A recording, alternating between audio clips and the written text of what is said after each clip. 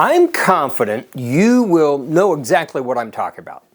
Those moments, those times, those situations where you have faithfully applied yourself and you've applied your faith and you're not really seeing the results. You're not seeing that desired outcome.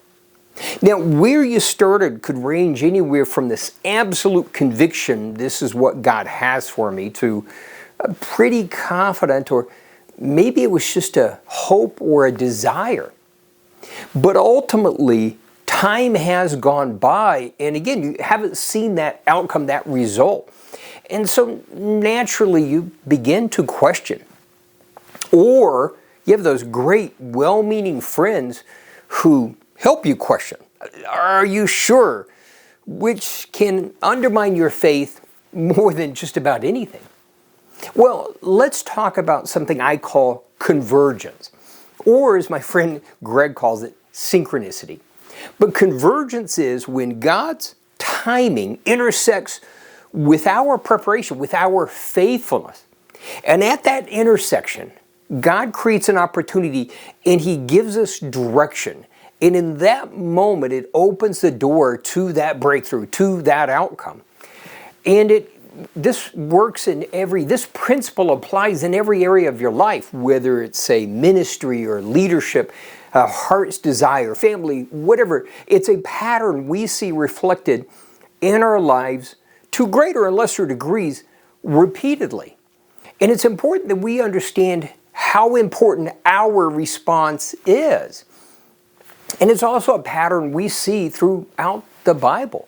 Whether it was Esther, who went through intense preparation for this moment God wanted to use her profoundly, or David, who was anointed king and spent years in preparation that didn't really look like preparation before the promotion came, or the one everybody loves, Joseph, who had a dream. He had a destiny, but circumstances not only didn't seem to align, they seemed to be getting worse. But through it all, he was faithful in preparation, as we'll see. Now, why is it that our response is so important? Because again, God in His infinite wisdom has the timing where that opportunity is there. But let's start with three aspects we need to recognize on our side. And the first is that desire. Now, I'm going to keep it very simple, and we know that the Word tells us that we delight ourselves in the Lord, and He gives us the desires of our heart. And what I have found is if we move past that superficial, the two sides of the coin, the first one being that if we delight ourselves in the Lord, He'll give us that thing we want. Which is true. Or the other side of the coin, this is if we delight ourselves in the Lord, He will change our desires to align with His, which is also true. But what I've come to realize is God has already planted the seed in your heart of some of those greatest desires. They are truly from Him. And as we delight ourselves in Him, it's like the rain and the sunshine that allows that seed to grow and flourish. That those, again, deepest, most profound desires are generally from Him. But here is what I've learned, one of the ultimate Bible hacks. And that's where when we have that absolute confidence in the goodness of God. Now, I will admit it took me a long time to get there. As a young guy, I was too afraid to let go of those dreams and desires because what if God took them away? But that absolute confidence in the goodness of God can give us that freedom to take those desires to God and allow Him, as we invest ourselves in Him, in worshiping Him, in fellowship with Him, that we can open-handedly take those desires to Him and allow Him to mold them and shape them and adjust them in the ways that will align perfectly with His will. And the positive outcome is that we grow in the confidence that this is what God has for us, and we can rest in that. But one of the areas that separates those who, we'll call it achieve greatness, and those who just are average, and that's faithfulness. It's that preparation when you don't see any traction, you don't see any movement. God will never promote you or I above our level of faithfulness. It is out of His character. And so faithfulness is literally the preparation that qualifies us for that greater success, that greater outcome. And the beauty is we don't have to strategically figure out the faithfulness. That as we just apply ourselves, God works to develop that. Going back to Joseph, he had a dream, he had a destiny from God, and God gave him the gifting to use when that opportunity arose. But then God spent years developing him, both developing his maturity and his character, but also developing his skills to truly succeed when the opportunity arose, when that door was open, and when he followed God's direction. He now not just had the gifting, but he also had the maturity, the ability, and the skills to truly flourish in that situation. Our faithfulness, our preparation truly qualifies us at so many levels for that greater success, that greater outcome. And it's such an important necessity in the process. So many just become frustrated.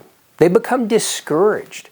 We see God as all-powerful and almighty, which is true, and it's a fairy tale faith. It's just waiting for God to just make it happen. When God has delegated this aspect to you and I, that as we would grow in as sons and daughters of the living God, it requires an increasing maturity. And then finally, responding to God's direction. That when is that moment of opportunity, when God's timing that He, in His infinite wisdom, has aligned to intersect with our preparation, that we have the maturity to recognize when that opportunity is there, that we look for God's direction, we respond to God's direction rather than our strategies and our strength, which will always be a pale imitation of what God wants to do. And as I said, this is a pattern we see to greater and lesser degrees throughout our life. And could it be that as we grow in maturity, it's something we see more frequently simply because God desires more for you and I. And it's that preparation that would qualify us. But I also want to speak to those that I know that there's a dream or desire that maybe you're unsure of anymore, that it's been so long. I'm thinking of certain friends that I know that want more, but just almost have lost hope. What's that dream or desire that this is the time that maybe you put it on the shelf? You just didn't see how it was going to happen, and you just made do with life as it was, whether it was making a living, building a life, whatever. But it's time to pull that dream and desire off the shelf. And maybe it's been there long enough. You need to blow the dust off of it. And take the time to reinvest yourself in God. Take that open-handed dream or desire to God and allow Him to shape it, to mold it, to possibly breathe new life into it. And then allow God to show you the opportunities of faithfulness that would bring that preparation that qualifies you for that greater outcome. That we would recognize that convergence is a normal pattern with God. That desire is there. And our faithfulness and preparation is qualifying us. And maturity gives us the ability and the opportunity to follow His direction rather than our strength and strategies.